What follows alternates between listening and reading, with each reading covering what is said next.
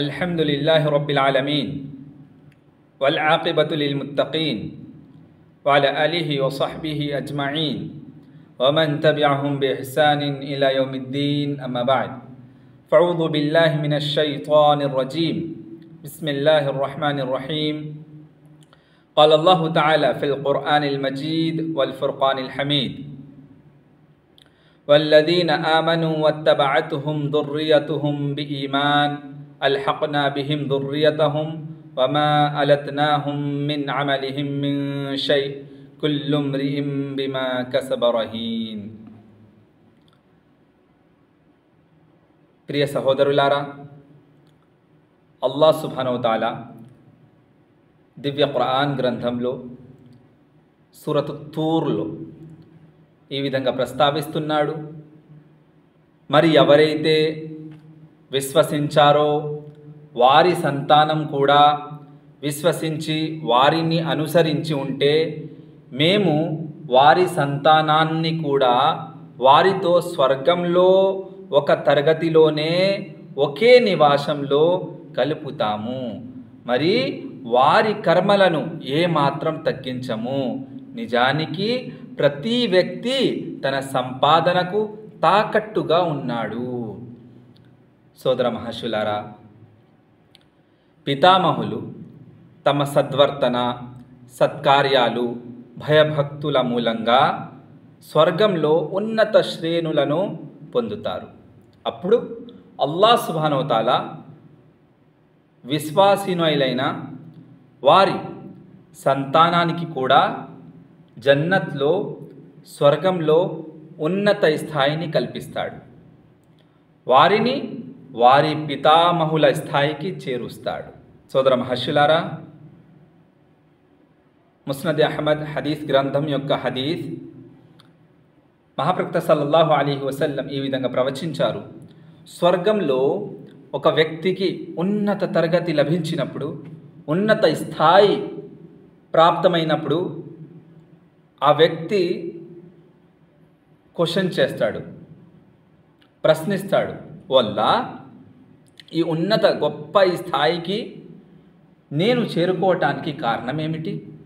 అప్పుడు వారికి ఈ విధంగా జవాబు ఇవ్వడం జరుగుతుంది. నీ సంతానం నీ క్షమాపణ కొరకు వేడుకున్న కారణంగా నీకు ఈ ఉన్నత స్థాయి ప్రాప్తమైంది. సోదర మహర్షులారా, పేరెంట్స్ తల్లిదండ్రులు పితామహులు పిల్లల కోసం రోల్ మోడల్. మీరు చేసే ప్రతి కార్యాన్ని మీ పిల్లలు గమనిస్తున్నారు. మీరు మంచి పనులు చేస్తే పిల్లలు కూడా మంచి పనులు చేస్తారు. మీరు ఏవైనా ఖురాన్ మరియు హదీస్కి వ్యతిరేకంగా పనులు చేస్తున్నారంటే పిల్లలు అది కూడా గమనిస్తున్నారు. మీరు ఖురాన్ హదీస్ వెలుగులో నడుస్తున్నారంటే పిల్లలు కూడా ఆ విధంగానే నడుచుకుంటారు. సోదర మహర్షులారా, మీరు సత్య మార్గం ఎన్నుకుంటే సత్య మార్గంపై నడుస్తున్నారంటే మీరు చనిపోయిన తర్వాత మీ పిల్లలు కూడా సత్య మార్గంలో నడుస్తారు.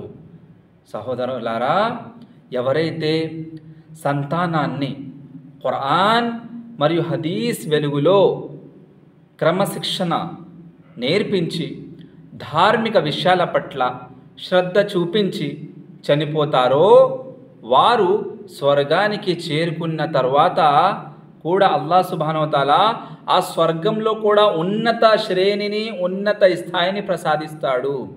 అంతేకాదు, వీరు చనిపోయిన తర్వాత వీరి సంతానం వీళ్లను ఫాలో చేస్తూ వీళ్ళు కూడా ఖురాన్ హదీస్ వెలుగులో జీవిస్తూ అదేవిధంగా చనిపోయిన వారి కోసం క్షమాపణ వేడుకుంటూ ఉంటే అల్లాహ్ సుబ్హానహు వ తఆలా సంతానాన్ని కూడా స్వర్గం ప్రసాదిస్తాడు. స్వర్గం ప్రసాదించిన తర్వాత ఎక్కడైతే వీరి పితామహులు పేరెంట్స్ తల్లిదండ్రులు ఎవరైతే వీళ్ళకల ముందు చనిపోయి ఉన్నారో, సత్కార్యాలు చేసి చనిపోయారో, ఖురాన్ హదీస్ వెలుగులో జీవిస్తూ చనిపోయారో, అదేవిధంగా తర్వాత సంతానం కూడా ఖురాన్ హదీస్ వెలుగులో జీవిస్తూ ఉన్నారు. కాబట్టి అందరినీ ఒకే చోట ఒకే ప్రదేశంలో అల్లాహ్ సుబ్హానహు వ తఆలా స్వర్గంలో ఉన్నత శ్రేణి గల ఉన్నత స్థాయి గల ఈ స్థానాన్ని ప్రసాదిస్తాడు. సోదర మహర్షులారా, మనము ఖురాన్ హదీస్ వెలుగులో జీవిస్తూ మన పిల్లలకు కూడా ధార్మిక విషయాల పట్ల శ్రద్ధ చూపుతూ కుటుంబ సభ్యులందరినీ ఖురాన్ మరియు హదీస్ వెలుగులో జీవించమని హితబోధన చేస్తూ జీవితం గడపాలి. ఒకవేళ మనము ఖురాన్ హదీస్ వెలుగులో జీవితం గడుపుతున్నాము, మన సంతానాన్ని కూడా ఖురాన్ మరియు హదీస్ వెలుగులో జీవించమని హితబోధన చేస్తూ మనము అనుసరిస్తూ వాళ్ళని కూడా అనుసరించమని ఆజ్ఞాపిస్తూ జీవితం గడుపుతున్నాము.